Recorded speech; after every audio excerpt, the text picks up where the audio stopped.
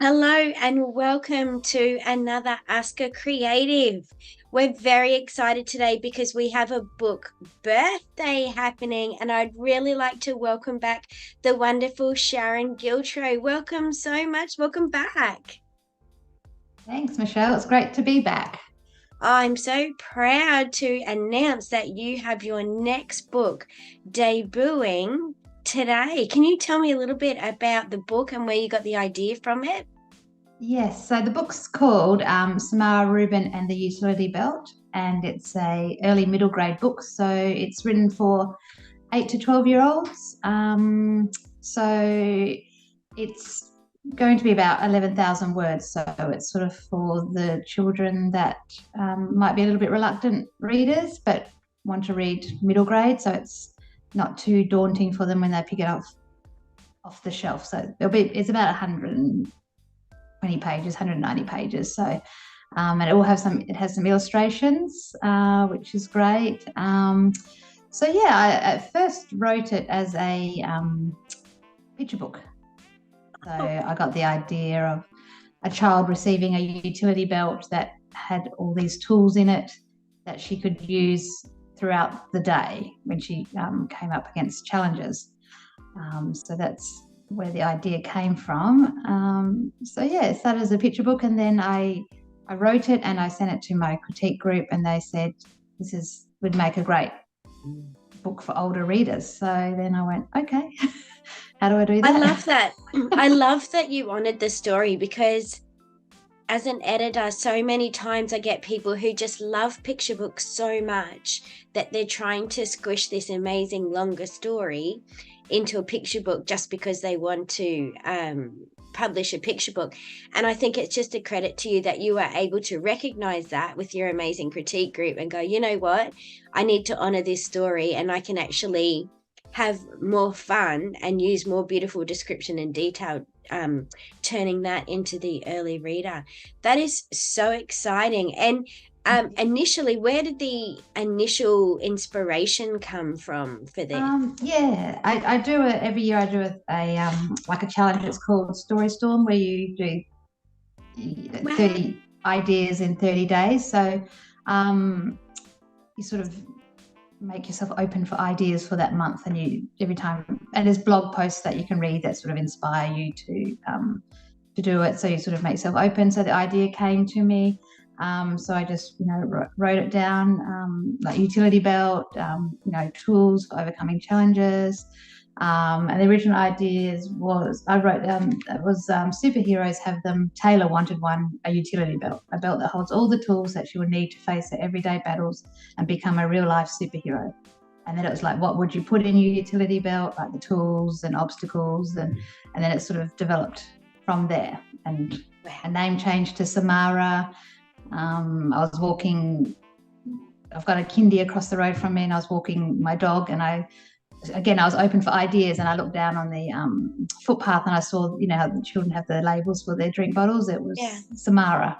So I picked up that little name tag and I went, oh, that's a really nice and unusual name, Samara. So yeah, that I changed her name and she became Samara, and it sort of, and then I brainstormed her and it sort of went from there. And yeah, so, and then I did a course as well because I hadn't written middle grade. So I'm like, well, how do you actually actually Yes. do it? So I did a course, and that sort of stepped me through how to write middle grade and what each chapter needs, and adding that depth and expanding the idea, because to go from 300 words to 10,000 words is, Wow. yeah, it was Big jump. daunting. And now I've written 2 more in the series and writing another early middle grade at the moment, and I am now finding it hard to write picture books again.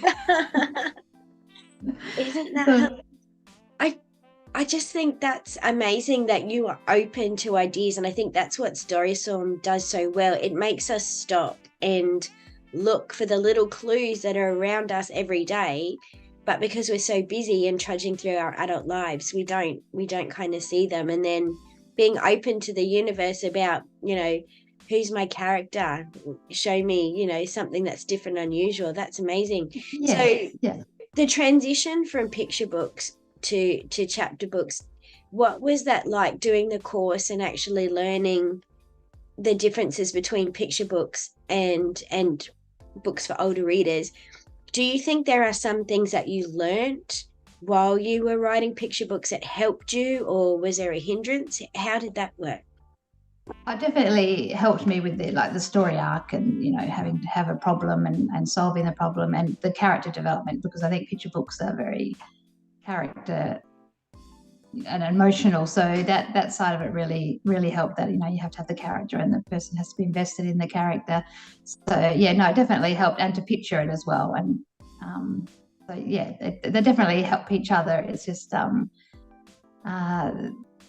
the early middle grade helped me a lot with writing dialogue, like that course, because that's something that's quite heavy in older books, is the dialogue, and that's another skill that I had to learn, because my picture books were not, they didn't really have as much dialogue, because they were like how-to picture books as well, so it was a very different way of writing picture books as well. So yeah, I do like to give myself a challenge.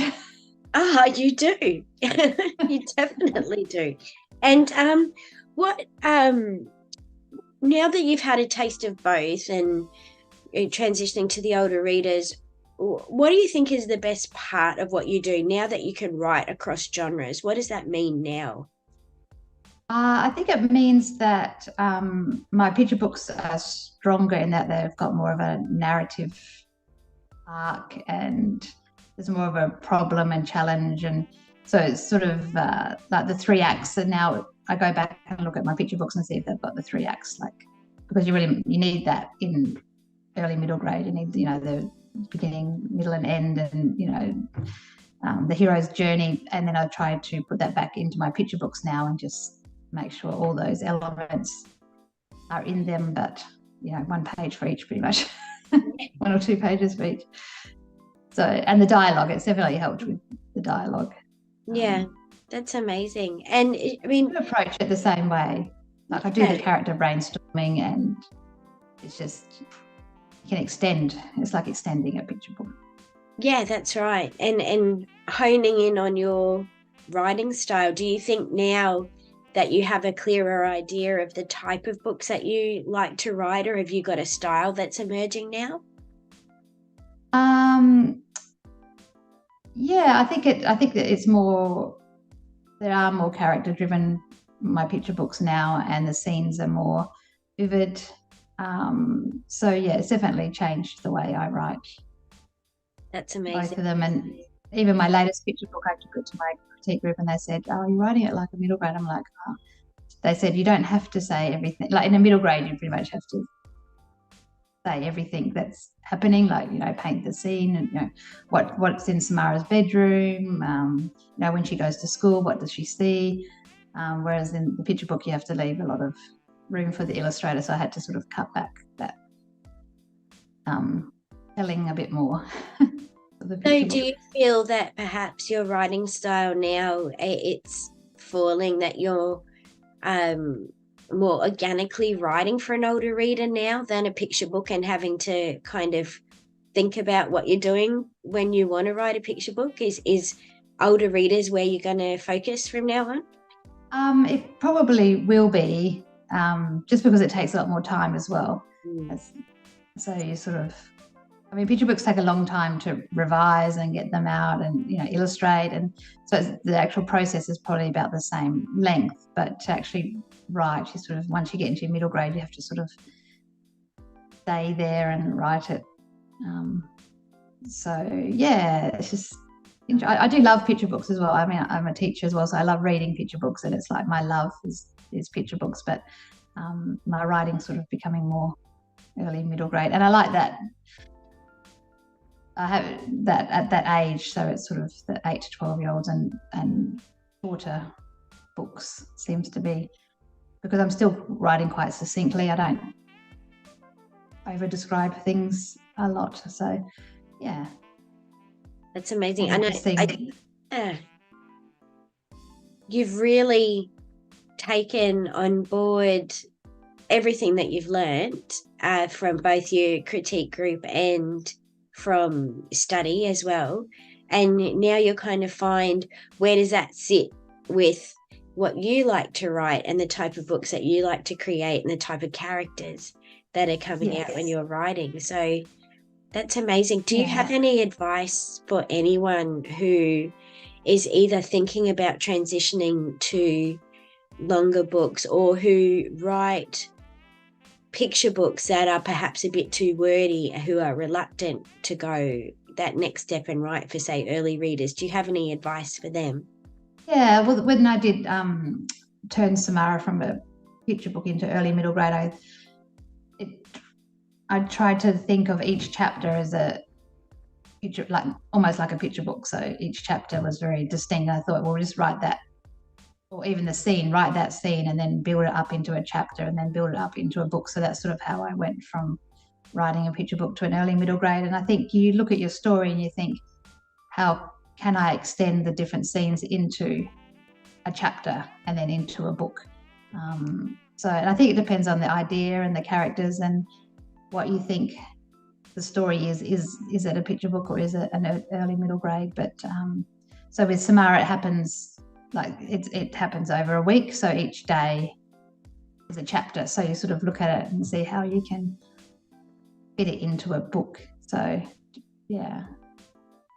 But I still do the brainstorming the same, regardless whether it's a picture book or a early middle grade. You know, get to know the character and what's happening and their obstacles and things like that. And then just start writing. I suppose even my latest book, I was going to write it as a graphic novel, and then I went, no, this isn't a graphic novel. It's not all dialogue. It's sort of, I wanted to write a graphic novel, but it didn't turn into a graphic novel. So it's a early middle grade as well, the book I'm working on at the moment, or writing at the moment. So yeah, you just have to go with the story, I think.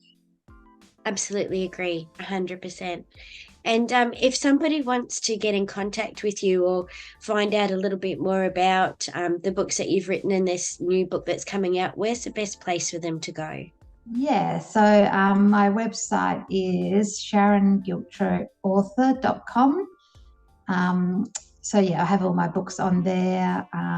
Samara's not, so Samara's coming out today, so the link will be there for Samara. And Tuvu's done the artwork, so she's done a great job bringing my character to life.